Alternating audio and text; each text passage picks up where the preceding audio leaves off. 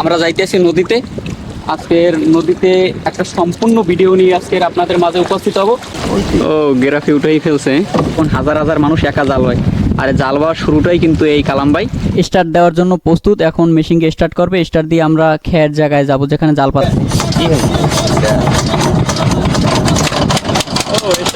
কালাম মাঝি কিন্তু বোট চালাইতেছে, বোট চালিয়ে দক্ষিণের দিকে যাইতে আছে। হঠাৎ করে কিন্তু বৃষ্টি নামছিল, আমাদের ক্যামেরার সামনে বৃষ্টির ফোঁটা পড়তে আছে। এই বৃষ্টির ভিতরে আমরা যাইতে আছি, ট্রলার চলতে আছে আস্তে আস্তে, আমরা সামনের দিকে এগাতে আছি। আর মেঘটা কিন্তু অসাধারণ, নদীর দৃশ্যটা দেখতেই পারতেছেন। আর আমরা কিন্তু সামনের দিকে যাইতে আছি। এই কিন্তু জাল ফালাবে, বিসমিল্লাহ, জাল কিন্তু ফালিয়ে দিয়েছে। আসলে মানুষ বাস্তব দেখে হাসে আর অভিনয় দেখে কাঁদে। আসলে সত্যিকার অর্থে সুপারম্যান তারাই যারা এত কষ্ট করে দিনের পর দিন, রোদ বৃষ্টি তুফান নাই, একাই কিন্তু এখানে জাল পেতে হয়। দেখতেই পারতেছেন কত কষ্ট করতে আছে, একাই জাল ফেলায়। আমরা কিন্তু সুন্দর মুহূর্তটা উপভোগ করতে আছি, ক্যামেরাম্যান হিসাবে দেখতে আছেন, ক্যামেরা করতে আছে। আর আমরা চারপাশটা ঘুরে দেখতেছিলাম দৃশ্যটা। জাল কিন্তু একাই ফেলাইতে আছে, দুটা দাঁড় একসাথে হাতে বেয়ে। হঠাৎ করে কিন্তু দাঁড়টা ভেঙে গেল, মাঝখানে বসে দাঁড়টা ভেঙে যায়, অনেক কষ্টকর। এক্সট্রা একটা দাঁড় থাকায় আমি দাঁড়টা তার হাতে তুলে দিই, সে দাঁড়টা আবার সুন্দরভাবে লাগিয়ে নেয়। এই দাঁড়টা না থাকলে হয়তো অনেক কষ্ট হয়ে যেত জাল ফালাইতে।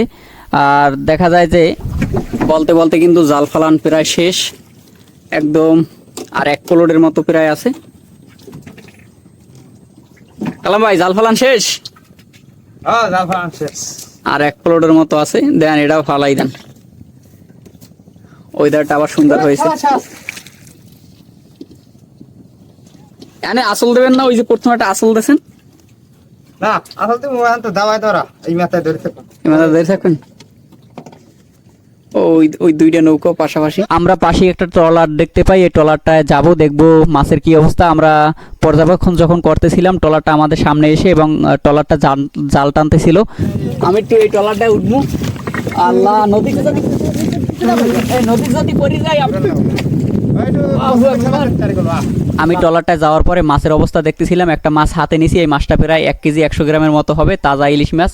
আলহামদুলিল্লাহ ভালো মাছ পেয়েছে। মাছটা দেখতে পারতেছেন আপনারা, বলেশ্বরের রূপালী ইলিশ।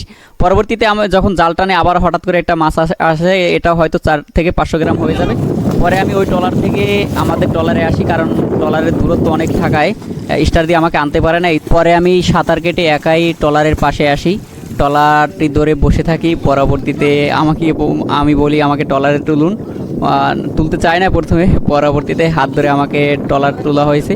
পরে আমরা কিছু খাবার খেলাম, কারণ 3 থেকে 4 ঘন্টার মতো নদীতে থাকছি। কিন্তু এখানে বসে অনেক গজল পরিবেশন, অনেক সঙ্গীত পরিবেশন করে, যেটা আমরা উপভোগ করতে থাকবো একটু পরেই। মানি কোথাও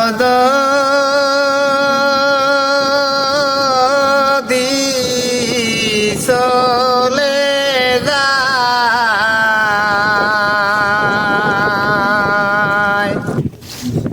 মনে বড় আশা ছিল যাব মদিনায়।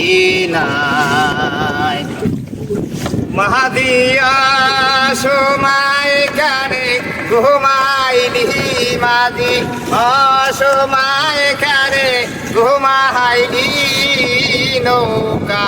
আর যাত হল করলি না কোন মাহাদি হারে নৌকার, যাত হল করলি না মোর মাহাদি। আমরা সঙ্গীত শোনার পরে পরবর্তীতে অনেক তীব্র বৃষ্টি, এর ভিতরে জাল টানা কিন্তু শুরু করে দিয়েছে। এই প্রথম একটু আগে দেখাইছিলাম দাওয়া ধরছে, জাল টানা কিন্তু শুরু। আলহামদুলিল্লাহ জাল টানতে আছে, দেখি মাছের অপেক্ষায় আছি আমরা। আলহামদুলিল্লাহ একটা ইলিশ মাছ উঠে গেছে, দেখতেই পারতেছেন, একটা 1 নাম্বার ইলিশ মাছ। পরবর্তীতে আবার আমি বসে আছি, তার সাথে সাথে ধরলাম এই আর একটা ইলিশ মাছ। এই মাছটা কিন্তু 800-900 গ্রাম হবে। পরবর্তীতে আবার একটা ইলিশ মাছ উঠছে, এটাও আলহামদুলিল্লাহ ডাঙ্গর আছে, 60 থেকে 800 গ্রাম হবে। ইলিশ মাছ কিন্তু দেখতে ছোটো চিনে।